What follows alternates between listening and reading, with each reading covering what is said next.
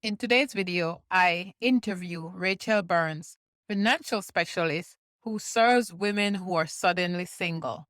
So if you're suddenly single, this video may resonate with you. If you're divorced, widowed, or just find yourself suddenly on your own, especially if you're raising children alone. I'm J. Rosemary, and I help solo moms with the tools and strategies so they could live their best life. You could find joy in the middle of life's chaos. If this video resonates with you, leave me a comment below. Also, ring that notification bell so you'll know when I upload a new video. Like and subscribe and share this video if you think it would be useful to someone else. My guest today is Rachael Burns. Welcome, Rachael. Thank you. Thanks for having me. Sure. First, I just want to jump in and say, could you introduce yourself to us and tell us who you are?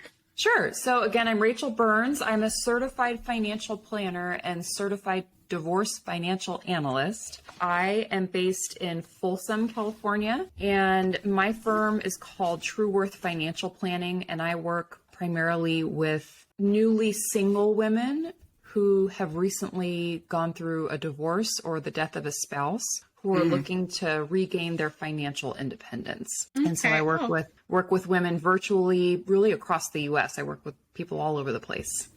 All right. Okay, thank you. And is there a personal reason why you started down this road? Is that something you want to share? Yeah, so I have been a financial advisor for a long time, and I was in kind of the traditional wealth management industry where we really didn't specialize in any particular type of client, but I found that I really enjoyed working with other women, and I especially enjoyed working with women who were going through some sort of life transition. So I felt like I worked best with women who had just lost their spouse or they were newly divorced. I felt like I could offer the most help to them, and I felt like it was a more gratifying type of client to work with. And so I kind of unofficially specialized in women in transition, but after experiencing some things in my personal life, I really identified more with women in transition. So a few years ago, right when I found out I was expecting twins, I found out that my husband had brain cancer. And so it was a really chaotic time trying to prepare for whatever. We didn't know what was going to happen, and trying to prepare financially and all these other things. And so at the time, I remember feeling like, even though we were in this unfortunate situation, I felt fortunate that at least we didn't have to worry about the finances. I obviously have, because of my job, I feel very comfortable managing finances. And also we had done a lot of things to prepare.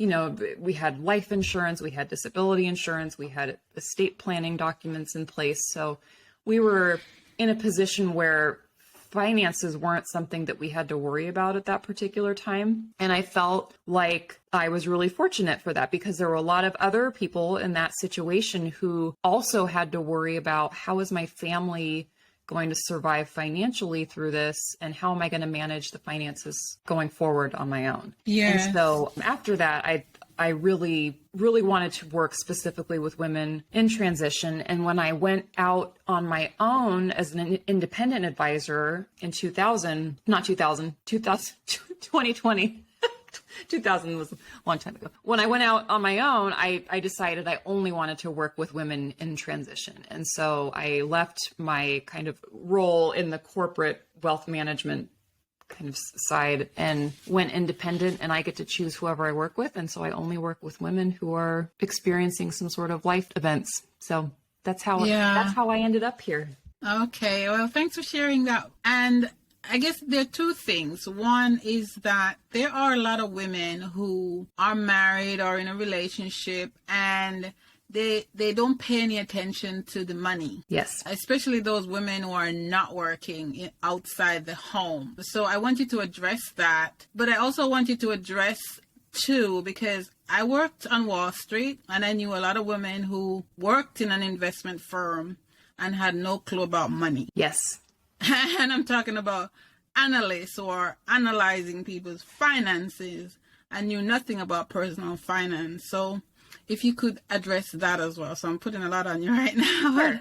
So I'll go backwards. So first of all, you can be an expert in investing and economics and all these kind of big picture financial concepts, and you can still not have practical personal financial planning experience. Those are two very different things. So thinking conceptually about the world of finance and then like managing your own day-to-day finances are two very different things. So it's, I do agree with you. There are people who might have some really specialized knowledge in one area, but then they're kind of like clueless in the other area. So, and personal finance is not something that is taught in school generally. Yes. It's not something that all families talk to kids about. So personal finance is something that a lot of people really don't have a lot of experience with. They just become adults and they're expected to be able to get a credit card and take out loans and save money. And there's no real structured education around that. So it's very common that people don't have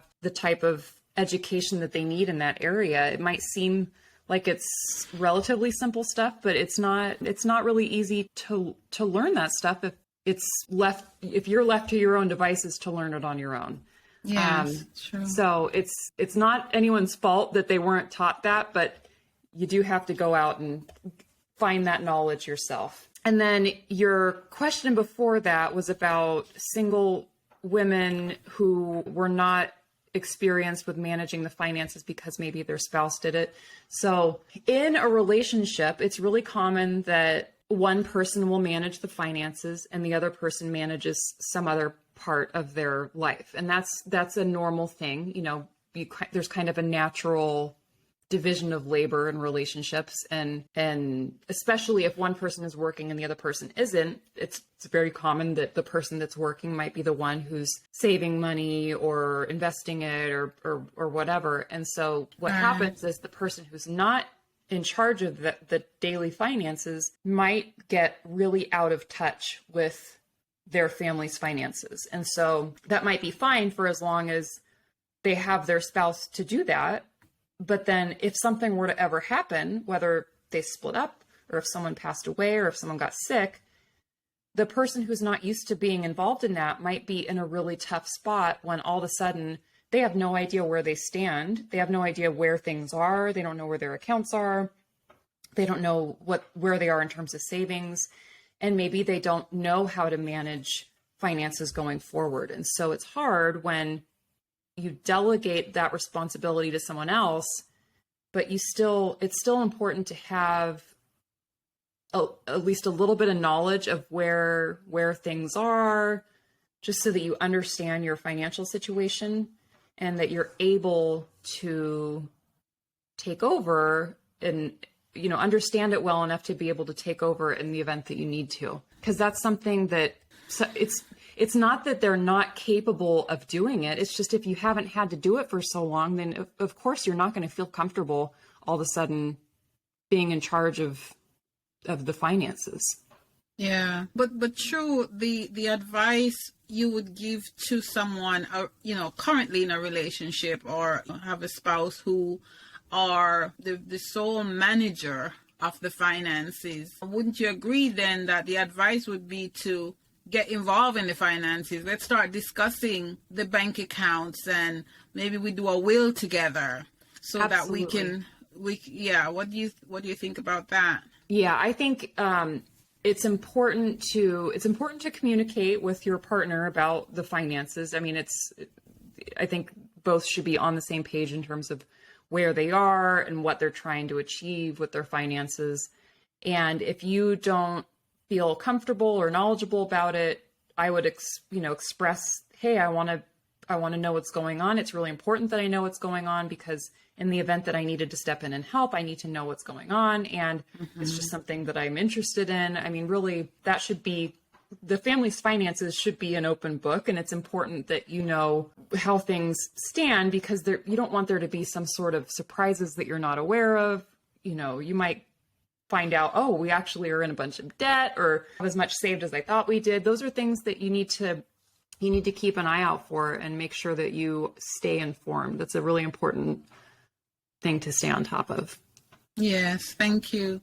And what kind of advice do you have for someone who, whether or not they took care, they communicated and got involved, they now find themselves, a mom, single mom, find themselves on their own, whether widowed or divorced or just kicked out? Yeah. So if they're in this situation where they're unexpectedly single, and the first thing is to really kind of assess the situation. You need to gather all of your details and figure out, what are you working with? What do you have in terms of assets? What types of accounts do you have? What do you have in terms of debt? Do you have credit cards? Do you have a mortgage, student loans? Just really figure out what your net worth looks like, your assets minus your debt.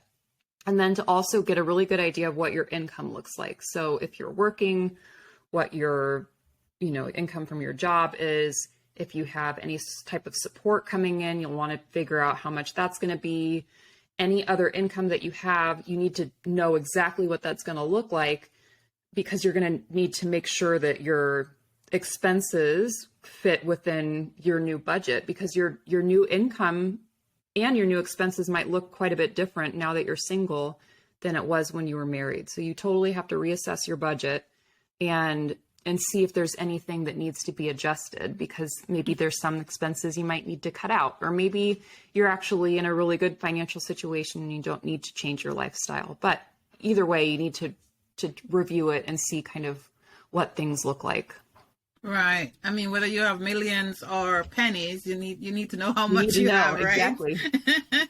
Right. Okay. Thank you. So shifting gears a little bit, what is Rachael grateful for today? I am grateful for my 2 little boys. I have 3.5-year-old twin boys, and they are the happiest, silliest little people, and they just make me so happy and so entertained all day long. Aw, that's sweet. All right. And what are some of the pitfalls that divorced and widowed moms, women should avoid? I would say with divorce, there's some specific pitfalls, because there's this massive financial transaction that's happening when you're splitting things. So that's kind of a separate thing. But the pitfalls that I see with that are, when they're working on splitting up assets, they might not consider the long term. They might be thinking about the short term, and I want to have access to cash, or I want to keep the family home, or I want to do this.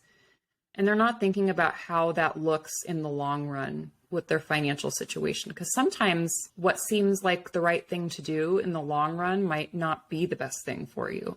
And so I think having too much of a short-term perspective is a pitfall that I see. I also see people make decisions based on emotion, and that happens with widows too. So there are a lot of major decisions to make when you are newly single, and it's a very emotional time, whether you're getting divorced or whether you're widowed. And you still have to make a lot of those decisions, even though it's a really stressful time. But it's important to make sure that you're not making decisions based on emotion and not based on the facts, because it can lead you in the wrong direction sometimes. And sometimes they'll make choices that you can't be undone later on, and they might have wished they had done something different. So that's a major pitfall. I would say taxes, not considering the taxes of certain ways that you can split assets in a divorce. So sometimes you're splitting things up and you want this, but when you figure taxes in, it might be totally unequal, the split between the two. And that's a kind of complicated thing. That's why it's really good to work with like a tax professional or an advisor when you're going through something like that. So those are kind of the top pitfalls that I see. Right. Okay. Thank you. So I guess the main point in both situations is, as much as is possible, is to keep a level head about the money. Yes, right? Absolutely. And it's hard because, especially in a divorce, when there could be some anger, there could be some resentment. It's a very different dynamic than when someone passes away. But I've seen people make decisions because they're trying to take a jab at the other person, or because they're, that can create all sorts of other issues. So you just want to make sure that you're looking at the numbers, you're looking at it from a fairly objective standpoint. Right. Okay. Thank you very much. And how can we get in touch with you if we want to talk to you and talk about your services as well? Sure. So a good place to go is my website. It's trueworthfp.com. F is in Frank, P is in Paul. On my website, there's buttons all over the place where you can schedule a free consult. And I really encourage people take advantage of that. You can get a lot of information about my services on my site, but I'm always happy to get on a call with someone and chat with them. And even if it's not a good fit, I'm perfectly happy to give you some pointers and kind of send you in the right direction. So that's a good way to get a hold of me. And then also I'm on social media. I'm on Instagram. It's TrueWorthFP. I'm on Facebook, LinkedIn. So look me up on social media, and I'm very active on those as well. So feel free to reach out. Oh, cool. Okay. And I'll put the link in the show notes so people can just connect with you. All right. Thank you. So one final question. What one piece of advice would you give to a solo mom struggling financially? I would encourage her, even if she's not feeling optimistic about her future in terms of her finances.